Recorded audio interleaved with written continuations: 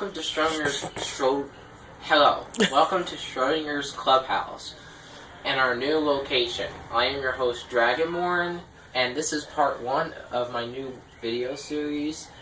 Well, not really new, but I'm going to be, in this video series, I'm going to be explaining the 4 fundamental forces of the universe, or reality, whichever word you prefer.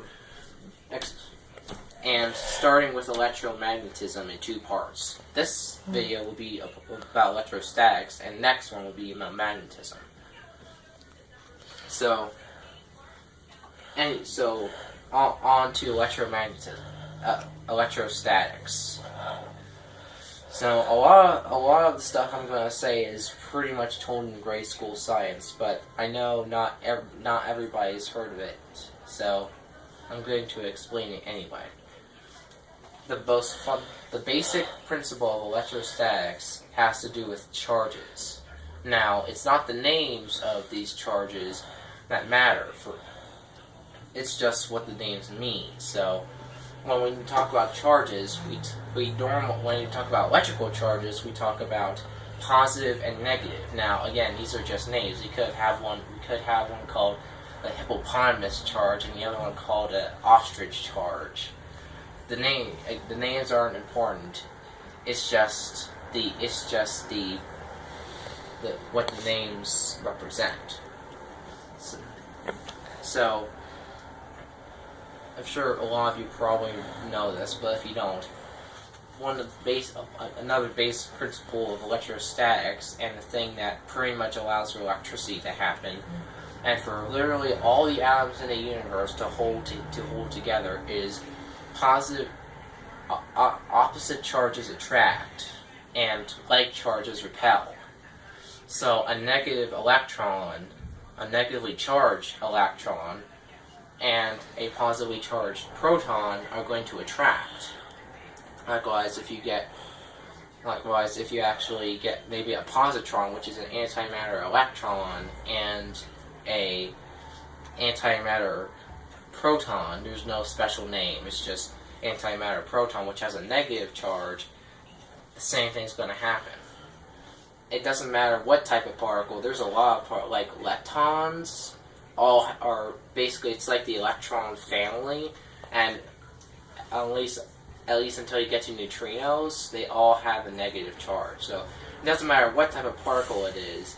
One of the main things that classifies a particle's identity is its charge. So going to of course, there are some that are neutral, like neutrons, and for instance, the reason atoms hold together is because the electrons have a negative charge and are attracted to the positive charge of the protons. But because of a lot of things I'm not going to get into here, the electron doesn't just fall into the proton. And the protons in larger atomic nuclei, if there wasn't any kind of buffer, anything to space to separate them, they would fly apart. Of course, with a smaller number of protons, due to the strong nuclear force, which I will get into in a later video, but all I'm going to say here is that it holds the atomic nuclei together. But this force alone cannot hold like 47 protons together. The electrostatic repulsion would push all the protons away. So neutrons, which are electrically neutral and also are governed by the strong nuclear force, act kind of as a buffer between the protons. So the protons are kind of farther away from each other, and again, that kind of acts as a buffer to prevent the protons from flying into the sunset. Of course, it would be a subatomic sunset, but you get what I'm saying. So, for electromagnetism itself, the force carrier, this is both for electrostatics and magnetism, the force carrier, and get used to saying force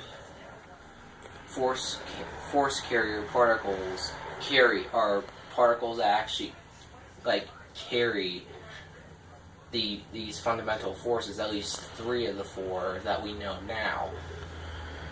And the one for electromagnetism, this is both for electrostatics and magnetism, is the photon, electromagnetic radiation. The same thing that we used to see. It's thought, the main theory about how electrostatics work is that these charges are unique because they actually release virtual photons. I have a previous video that goes into more detail on virtual particles, but nonetheless, that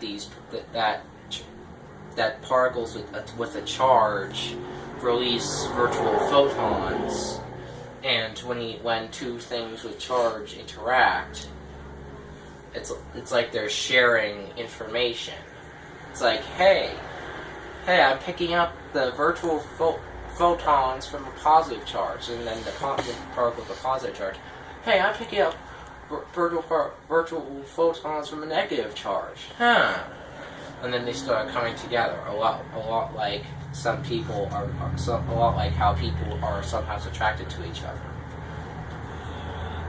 But anyway, so there's several good demonstrations. You can use several. Stash! Just get out of the shot! Sorry, my cats like to do that. Anyway, there are several good ways to demonstrate this, but the thing I'm using is actually from a kit.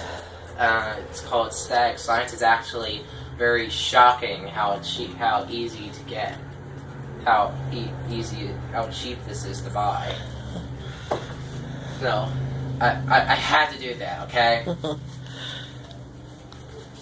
So, as you can see, one like this goes into static electricity. So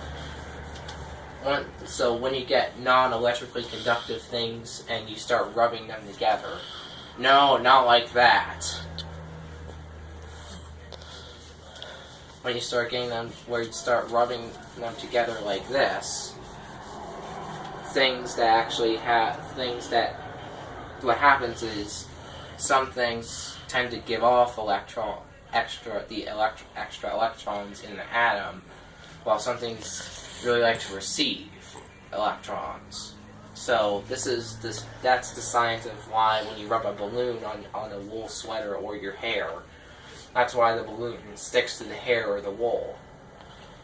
Likewise, that's also why your hair sticks up, because when you rub the balloon on your hair or on the wool, those things tend to give off the extra electrons in the atoms, and the balloon tends to attract them. So the balloon has a slight negative charge, and now either the hair or the wool, I can get one of my wool sweaters out, but the hair will get the point across.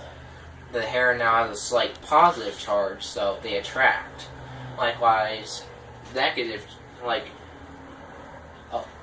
charges, 2 things with the same charge are pushed away from each other. They really don't like each other. So, if you can get a good shot of this, talking to my video producer, the styrofoam beads and my finger have the same charge, and when I try to move my finger, they are pushed away from they push away from my finger. I can get more of these.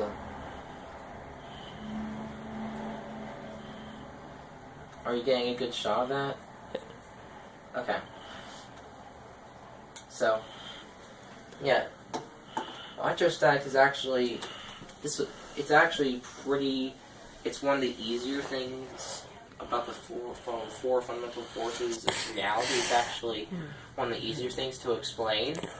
And one thing that separates electrostatics from magnetism, other than it seems like they're different forces, they're kind of 2 sides of the same coin. Well, force if you rather. And the main difference is that electrostatics involves things that don't have to move. Magnetism, basically, magnetic forces are the dynamic side of electromagnetism, while electrostatic forces are the static side of electromagnetism. So, yeah, that's pretty much it. There's a lot of other sources you can go to get a more detailed explanation, like actually getting a lot of the math and all that, but I'm only trying to provide that's my description. Thank you for watching. If you like this kind of content, please like and subscribe. If you have any comments on this video or questions, like any questions of any kind, put them in the comments below. If you have a science question at the end of the series, I'll return to my normal video, the way I normally produce these videos, and get to answering those questions. Thank you for watching. Have a great day, and let science be with you.